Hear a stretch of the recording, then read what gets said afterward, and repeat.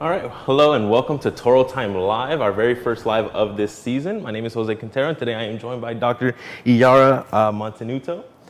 She is a professor here at California State University, Dominguez Hills, linguist, educator, and activist. Her work focuses on morphemes, syntax, and language variation and teaching methods with the focus from Southern Italy to Mixtec languages. She's also passionate about inclusive education and Italian food and so much more.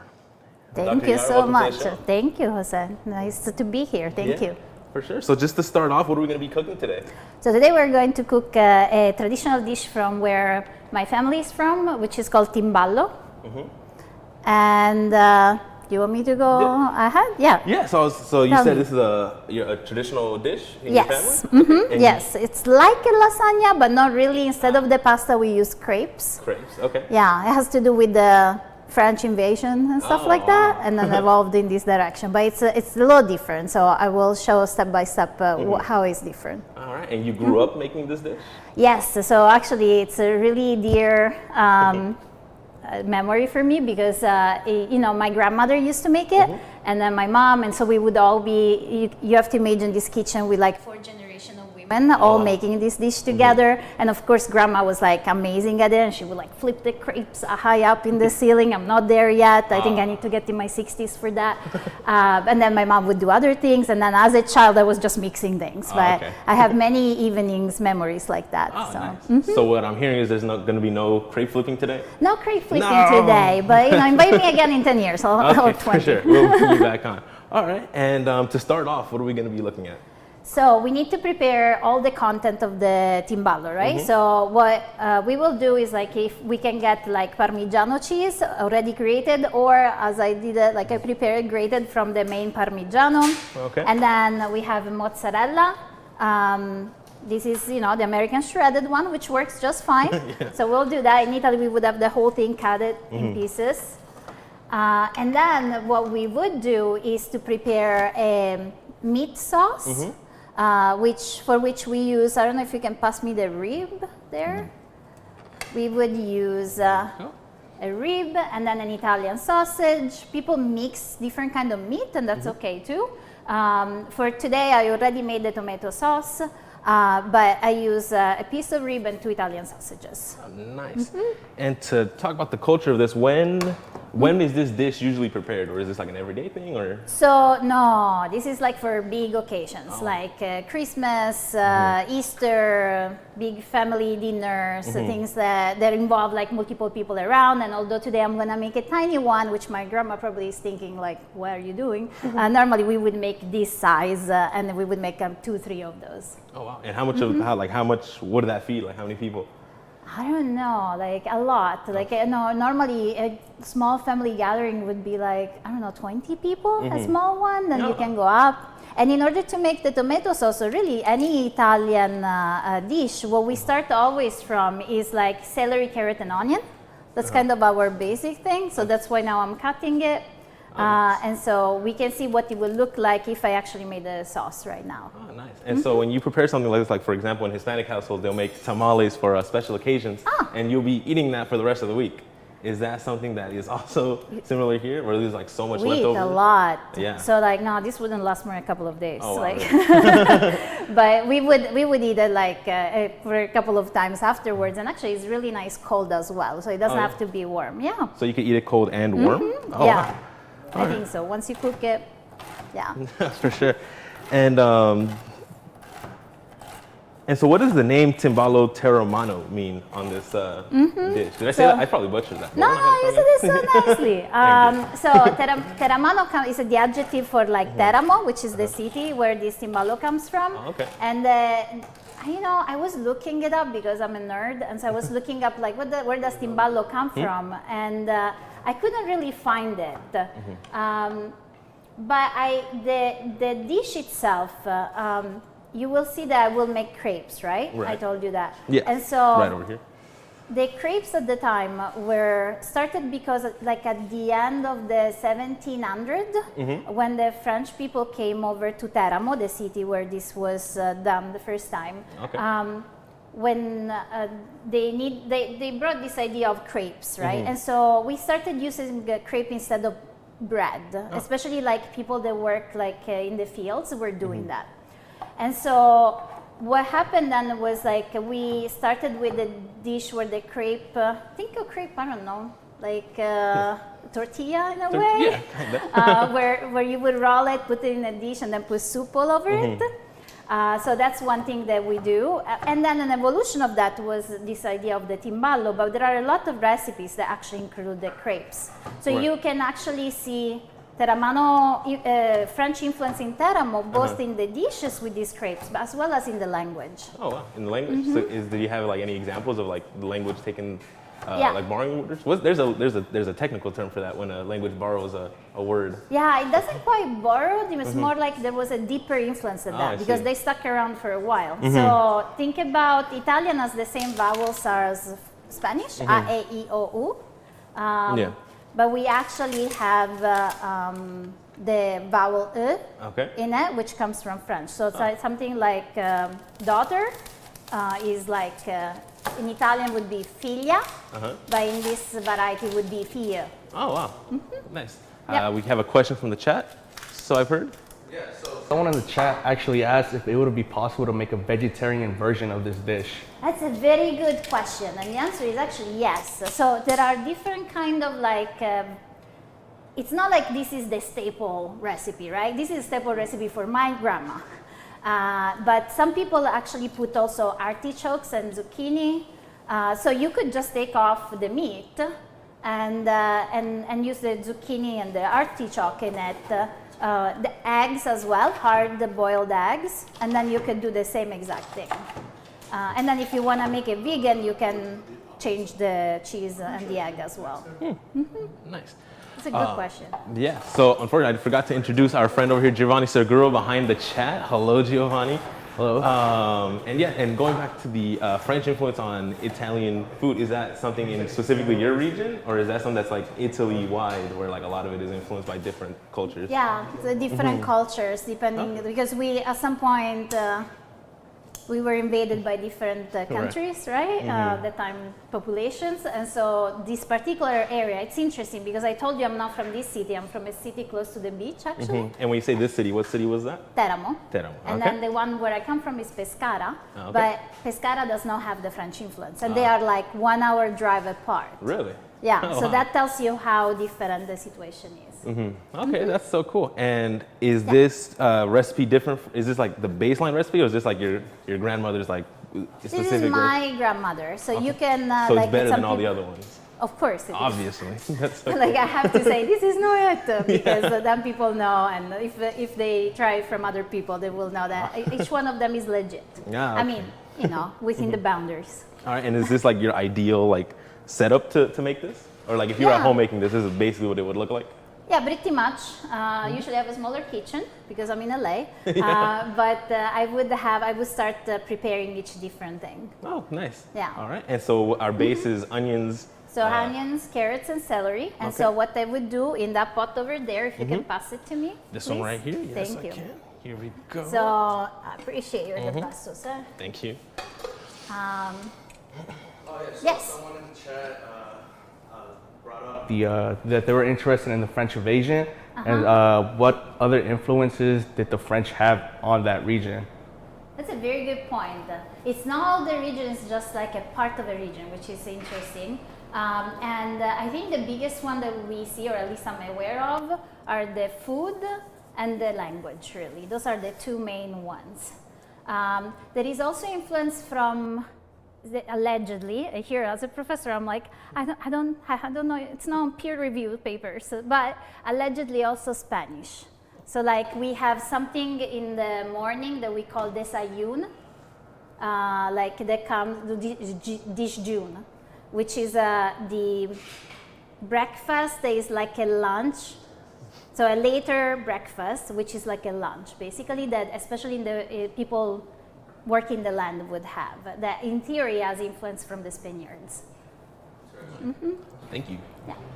All right, and so we're gonna put the yes. celery, So carrots. you would put the olive oil, Oh, olive and then you would put it on the stove and let it warm up a little, and then you would put this celery, carrot, and onion. and let it cook a little, and then add the rib in it and the tomato sauce, and it would cook for like 2 hours. 2 hours. 2 hours. It's like the whole house needs to smell like a tomato sauce. Ah, I see. And then at the end, what we would get is a tomato sauce that is like very tight. So it's like almost like no liquid, or it could be a little bit more liquid than this one that you can see over here. Oh, I see. And we would use just the tomato sauce. We wouldn't use the meat, or you could use the meat and cut it and add it in. So, Nice. And so, like, how does this relate? Well, I don't say it doesn't relate, but like, how does something like this would relate to like your work as a linguist? Like, how would you equate the two? I mentioned the influence of French on my dialect, and I'm actually a heritage speaker of that language. Like when I was growing up, since dialects have a bad stigma on them, my mom is a speaker of it, but I was not allowed to speak back. My grandma was a speaker of it, but I was always pushed to speak Italian. Oh, I see. But when I became a linguist in my PhD program at UCLA, I had to think about an MA project. Right. And I decided that was my time to actually explore my language, my native language, right? Yeah. And I learned a lot about it. And that's actually, Timballo is in my MA thesis at UCLA as the main dish in all my sentences. Oh, nice. And so this is like the premier dish of that region? So basically... Yes, this is the premier dish of that nice. region. Yes, 100%. That's so cool. And then so after we were to mix all of this together, what would come next? So then we would do, this would take 2 hours, right? And so then we would move on to the peas.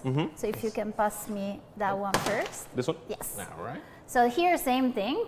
Right now we have uncooked one. Uncooked ones, yeah. But what we would do here is to put olive oil, warm it up, and then again cut a little bit more onion and put it in here. Have it warmed, and add the peas in there and let it cook for like 30 minutes or so. Oh, nice. The final result, and salt. I'm really bad at salt, but everything needs salt. Yeah. And how, you have a Yes, go ahead. Yeah, so you mentioned how this dish was used for family gatherings. So what other foods or dishes would accompany this dish? Oh, we eat a lot. And so it's a serious matter. And so what we would have, we would start with appetizers. And so we would have, my parents make still their own lonza, which is kind of a salami-ish. Prosciutto with cantaloupe is a big starter. And then some like vegetables, maybe bruschetta, which we say bruschetta out here. And then we would go with the first dish, or maybe this would be the second, following a pasta. And then after these two dishes, we would have maybe 1 or 2 different kind of meats servings, separate. One could be lamb, which is also a staple of this region. And then another one would be beef, probably. Like chicken is almost like, too simple. And then we would have salad, and when we get to the potatoes and then the salad, we all know we have to make it, but we're faking it, no one eats it. Yeah. And then we get to the sweet. So it would be like a big, usually it takes, you start at noon, you finish like at 5, and yeah. That sounds like a lot. It does. Yeah, when we're little, we're told if you're full, just go around the table until you can sit down again and eat. So it's culturally what we do. Nice. And so to piggyback off that question, is there like, what is there to drink? Because, someone as alcoholic as myself quite enjoys a good wine, but I don't know like what you guys would like to do. Wine? Oh, yeah. We would drink wine, red wine. In Abruzzo, which is the region where Teramo is located, we have a wine called Montepulciano d'Abruzzo. So not the regular Montepulciano that comes from Tuscany, but it needs to have that d'Abruzzo. You can find it easily in LA, actually, surprisingly. Oh, wow. And because most of this is red meat, you would have red. Okay. We're very picky about that. Yeah. And then at the end of the meal, you would have ammazza caffè, which is like a liquor that helps digestion, usually super high, like grappa or herbal of different forms. Nice. And when you say Tuscany, Tuscany is a region in Italy, right? Yes, but much north. Much north, okay. Yeah. And is it true that Italians feel really strongly about their wine being better than French wine? Or is that just are we even like having a conversation about My fault. it? No, yeah, I just like wine. I mean, I'm leaving now. Yeah, no, my bad. But yeah, and then so let's go back to the food here. So can you pass me the piece yes, I so we can. can show people The final set results? piece. Yes, I can. Yes, so this is what it would look like at the end after we cook them for like 30 minutes or so. Nice. Yeah. Okay, and all right, so should we? Okay. We can go and to the then- meat if you want. Yeah, that's what I was gonna say. Do you Yeah. need extra space? We can remove this All right. one. So I think we could probably take a quick break to set up the next shot, and yeah. Okay.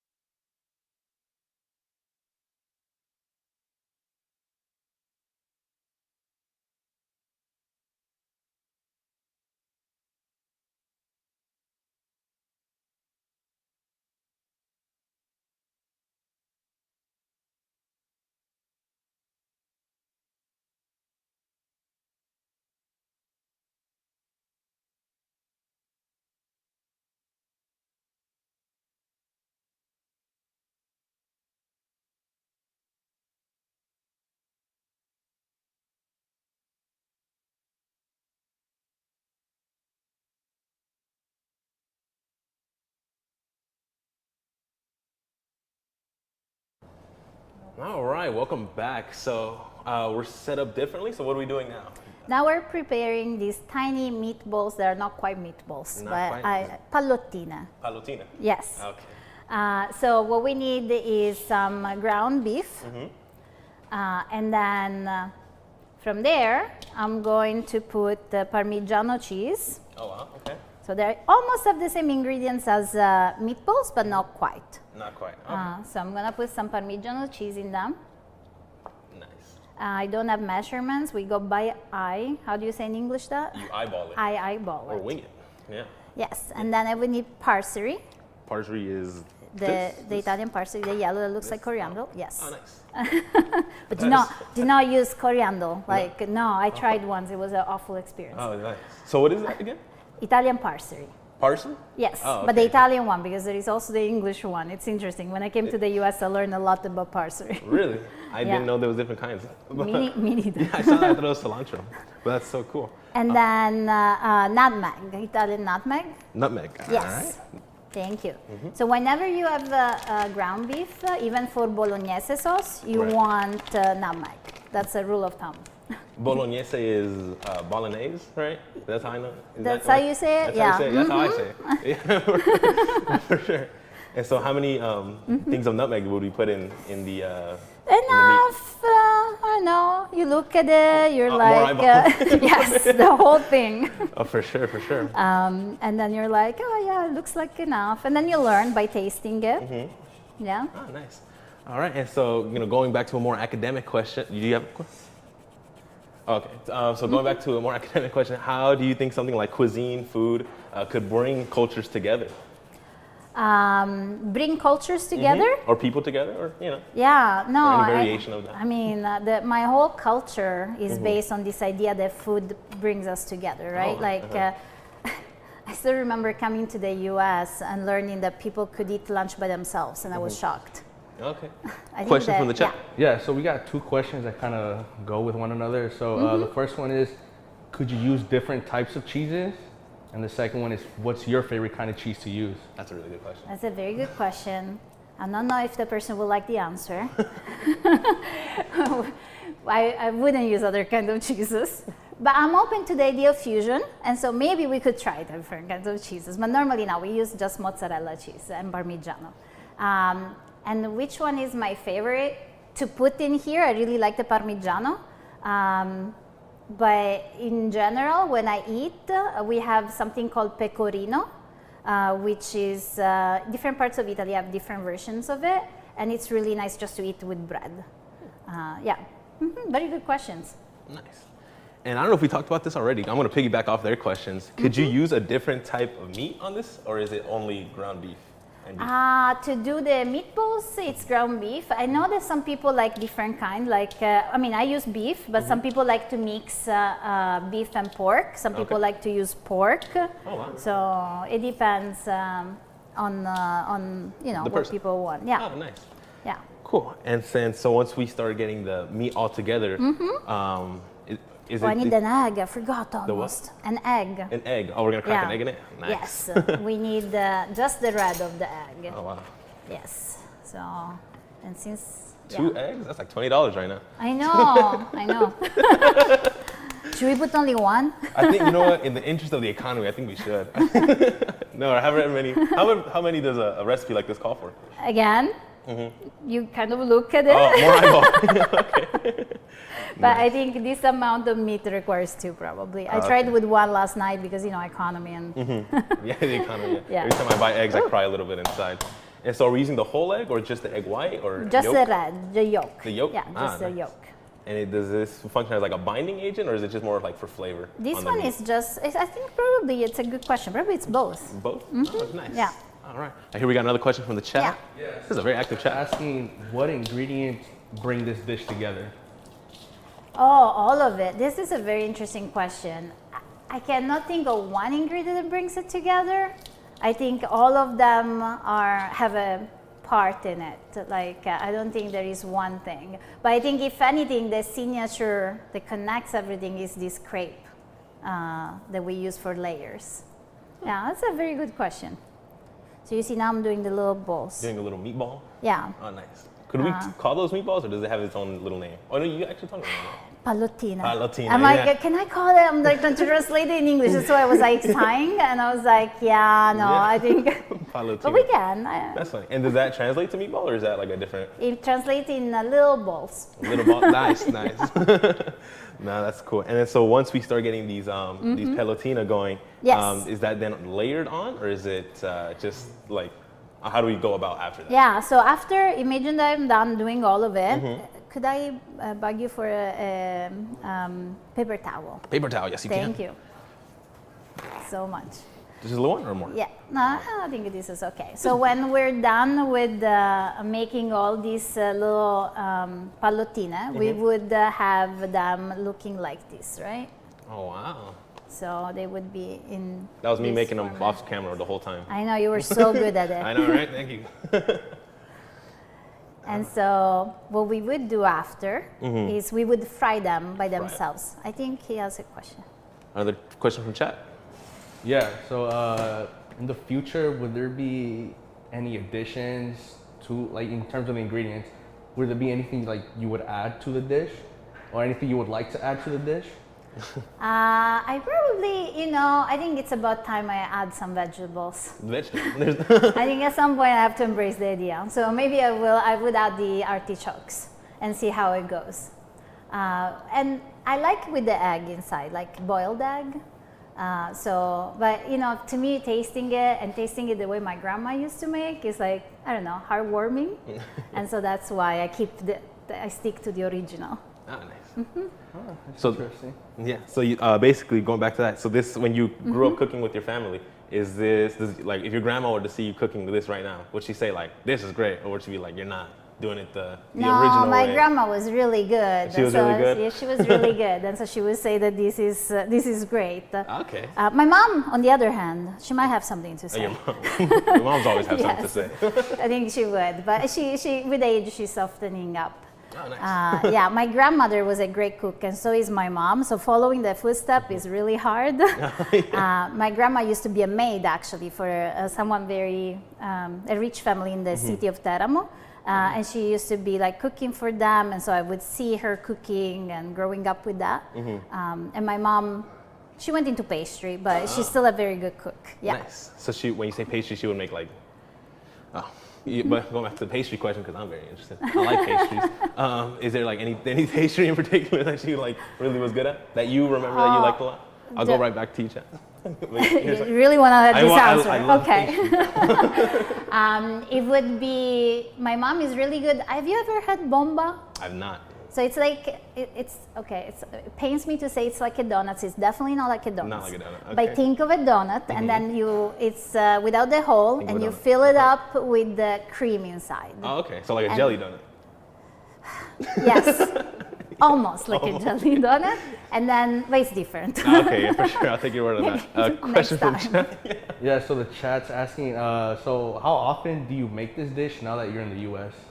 Still for the big occasions, so still like Christmas, Easter, and whenever I like my friends.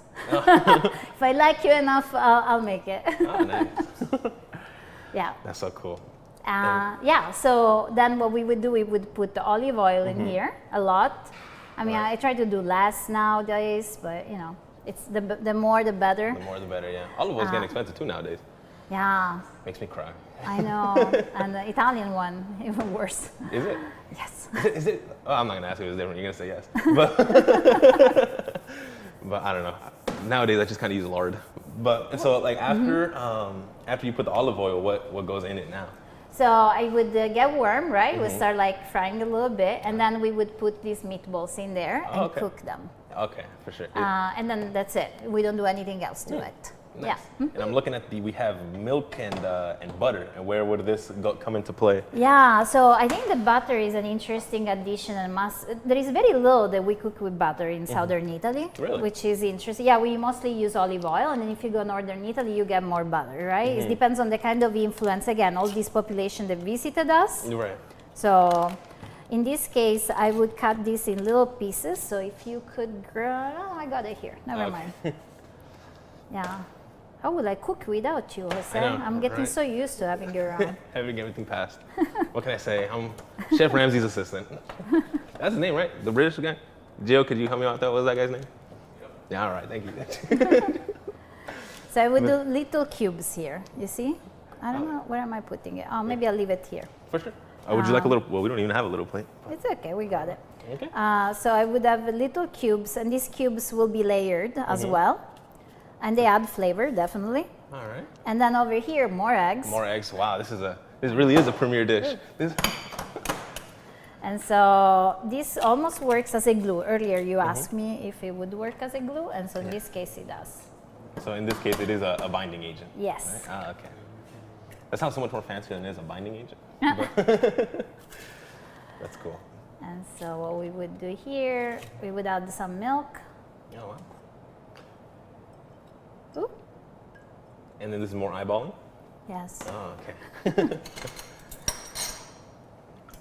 But the good thing is we have it on video, so people Yeah. can see the quantity. Yeah, right? exactly. They don't need an eyeball. They need to go off the video now. I probably went with too much milk right now. Ah, I but see. it's okay. It doesn't change much. Okay. And this was for the crepe, or is this for? This is just to binding. So Oh, now to we bind. have all the content, right? Oh, We okay. made our the peas. We made our meatballs or pallottine. We made our tomato sauce. We Right. made our little cubes of butter. Our binding agent, as you call it, the eggs with the milk, the mozzarella, and the parmigiano. Okay. So we have all the different parts except the crepes. Except the crepes. Yeah. All right. So in a little bit, we're probably gonna go on a little break do the to see what that looks like Yeah, when it's finished that up. would be easier. Yeah. Yeah. And then so when this all comes together, how long is like the cooking process? Like how long would it take to like actually put it in the oven or stove or whatever Yeah. and have it be ready to eat? So generally speaking, for anything that is like this size or bigger, it would be like an hour and a half, 2 hours. Oh, nice. Yes, and 180 Celsius, which are 375-ish Fahrenheit, I think. I'll take your word on that. I don't know the measurements. Me neither, I'm faking it. Yeah, we don't speak European around here, unfortunately. But I'm joking. But yeah, and so while while all that like cooking is going on, those 2 hours, like what's some like activities? Because here, for example, for Thanksgiving, while everything's cooking, the guys go outside and play football. Is there, or they're supposed to, in Italy or in your region when they're cooking, like for those 2 hours, is there anything like that goes on during those 2 hours, or people just waiting around, or? I don't like to share, but like we're very traditional, especially like, I don't know about the north, I can talk about the center south. And so pretty much the women are cooking the whole time. Okay. The whole time. I'm not sure what the men do, maybe watch TV, maybe chat. And then even during the meal, whoever is serving, the woman is serving actually never sits down. Oh wow. Which I'm totally abolishing that in my house. And I put everything on the table and I sit with everyone else. But if I did it traditionally, I would have to, all the servings I listed earlier, I would have to like serve people. And then by the time they're done, I'm taking it away and then serve again until the end of the meal. Oh wow. So you have plenty to do in those 2 hours. I bet. So you say that the woman doesn't sit down? It basically doesn't. Oh my God. Traditionally, I'm abolishing that. We're girl bossing around here, right? Yeah, that's cool. All right, for sure. So are we set to go on break?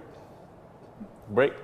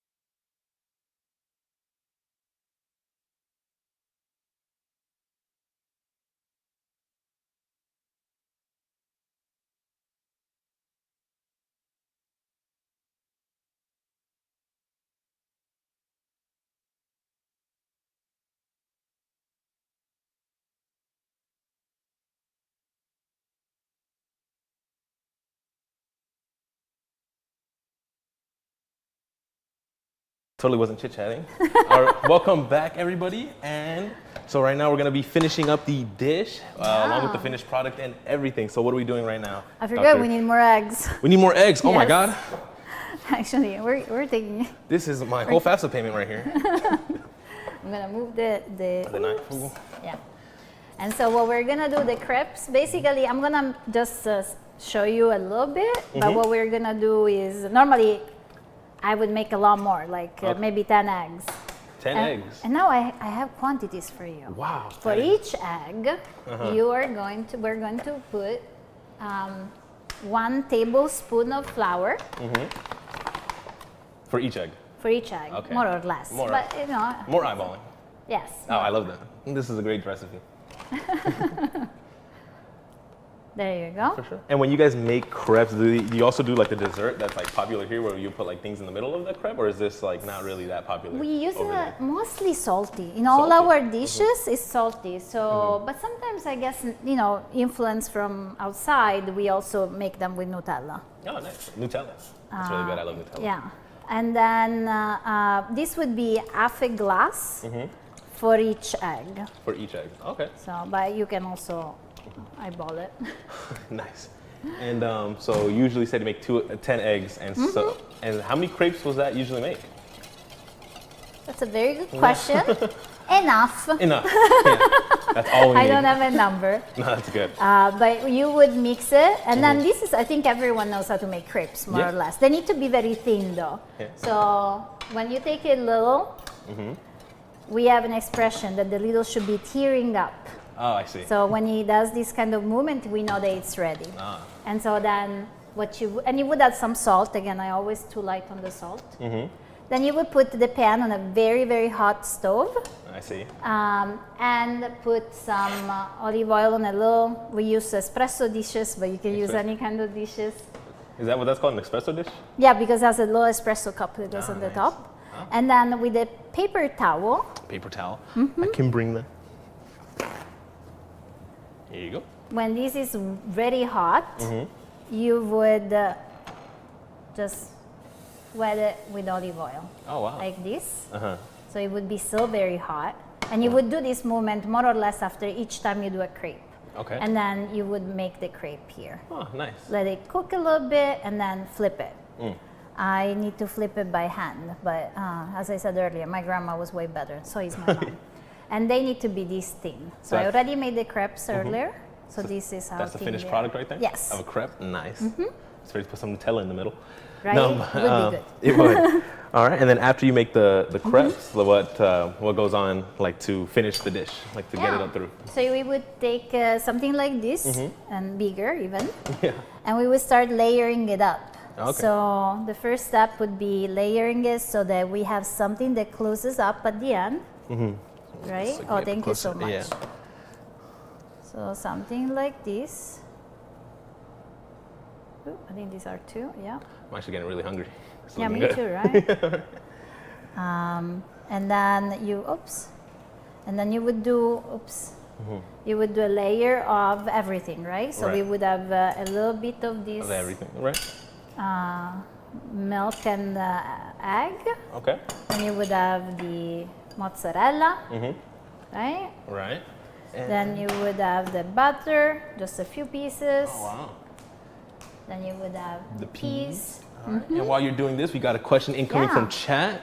Yeah, so someone asked, why are crepes used instead of pasta? That person must have missed the beginning. Yeah. They're used for because we were invaded by the French, basically, and also crepes were cheaper than pasta or bread at the time, so we used the crepes to substitute. Yeah. Nice. Yeah, for real. So cool. And then we're gonna start putting the meat in the dish. I don't put the meat because my grandma didn't used to put the meat, but some I see. people do, and it's okay. You would make it in little pieces. I just put the tomato sauce in here. Okay. And so This is a little cold, the tomato sauce, so it's not spreading really well. But if it was warmer, it would be a lot easier. all right. And did we put everything, Jose? Did we forget anything? I think I'm looking around. I think we had The everything. Parmigiano? The Yeah, we don't Parmesan. have. Yeah. And the little meatball would go in here too, The but meatball. we couldn't cook them today, so no. But Meatball called pelotini, right? yes. Yeah, I You're remember becoming that. really good at this. I'm Next time you'll make it. For sure, for sure. And yeah, next time I will make it, and it'll probably be not as good, but respectable. I think it will be good. Hopefully, right?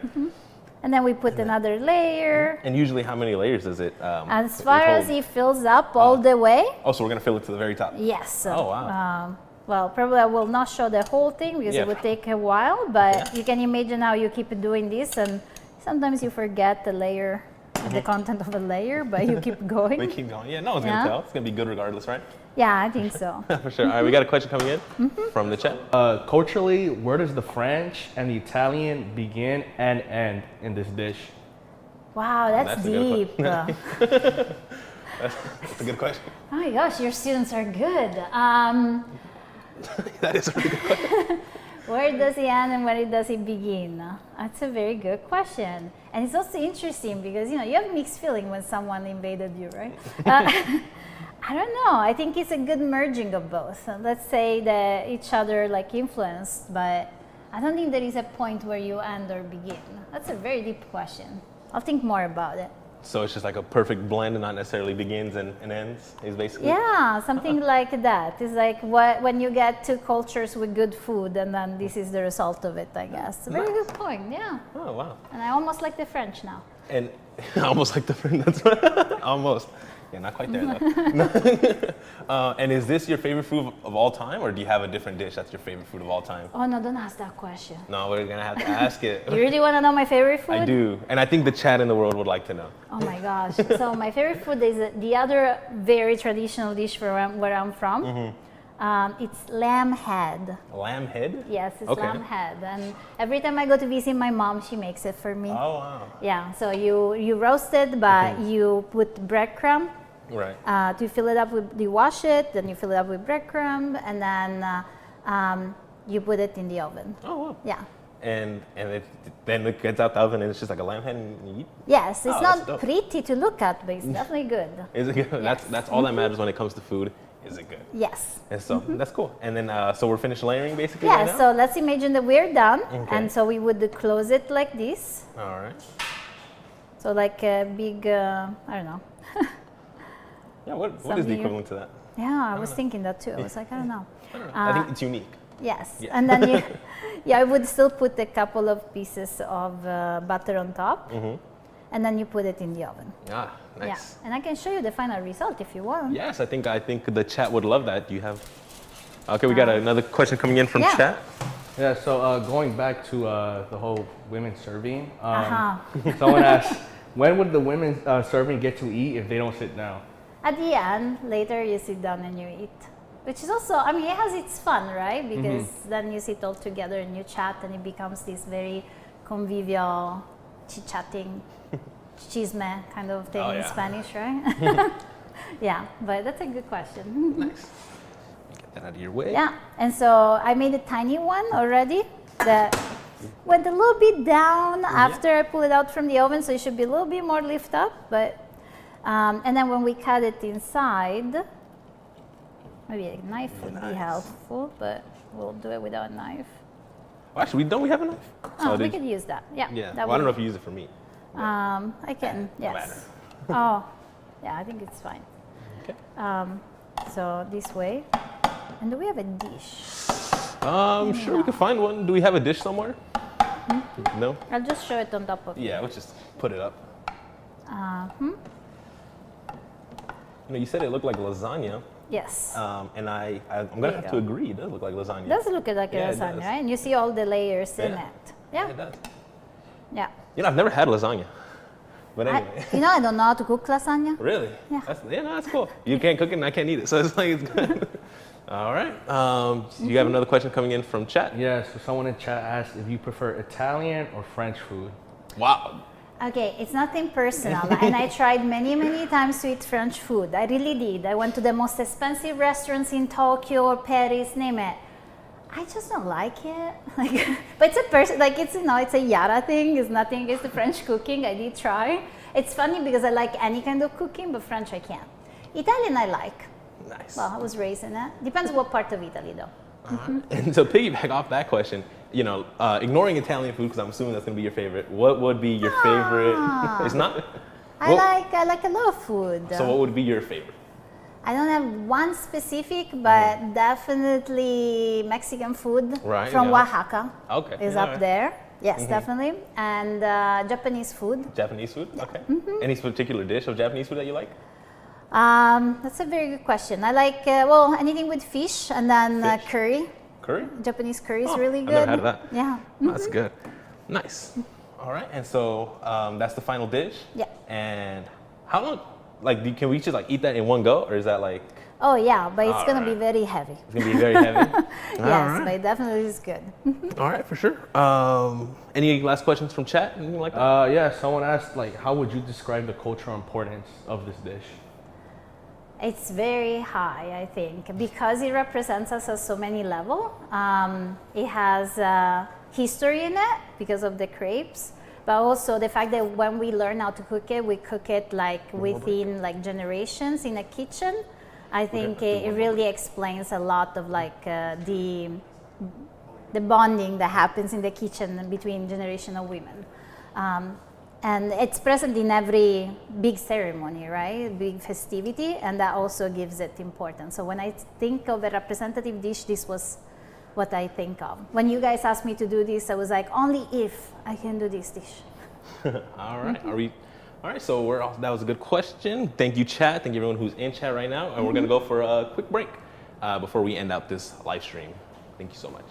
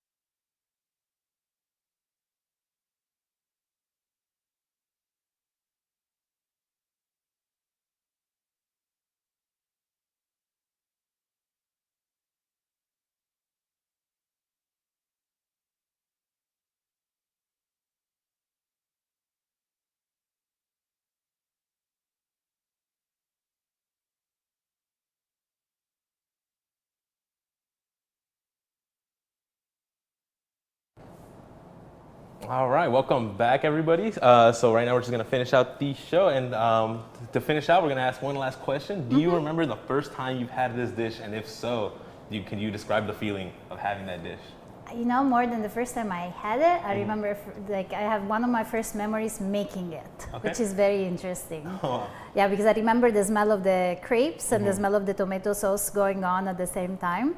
Tasting it, I think as a child, I felt like it was a lot of food all at once, and definitely didn't like the green in it, right? Right. So I grew to appreciate it later in life. And so that was the first time cooking it? Yeah. Nice. All right. Yeah, I was like probably 4 or 5. One of my first memories. All right. Well, thank you so much, Dr. Teramano. Wait, I'm tripping out. My bad, everybody. I got the dish. We went a long way today. We're good. It's okay, you know, guys. I got hungry. I'm gonna get out of here and eat. But thank you to Dr. Iara Mantenuto. I got that one. Sorry about that. Perfect. Both of them. All right. Is there anything you'd like to plug or shout out before we outro? No, thank you very much for having me here. I really appreciate this show. I appreciate the invite to be here, and I think what the students are doing in this class is amazing, and congratulations to Dr. Lucas for what he's doing here and the anthropology department. Always nice to hang out with folks in that department. All right. And where can people find you, Dr. Mantenuto? And You can find me in La Corte Hall. We have a linguistics BA program and a minor in linguistics, and then we have a TESOL MA as well out there. We have a lot of research going on, a lot of research opportunities for students. Wow. If you're interested, please stop by, and I'll be happy to chat with any one of you and hear what you're working on. All right, thank you so much. All right, thank you to everyone. Thank you to the chat, to Dr. Lucas and Gio for giving us the chat, and shout out to the chat. So yeah, thank you everybody for tuning in to our to this episode, and tune in for our next episode, a very special one. We'll have a very special guest. It'll be on 1 o'clock p.m. Thursday, April 24th, with Dominguez Hill's very own President Parham. Wow. And thank you so much, everybody, and I hope you guys have a great day.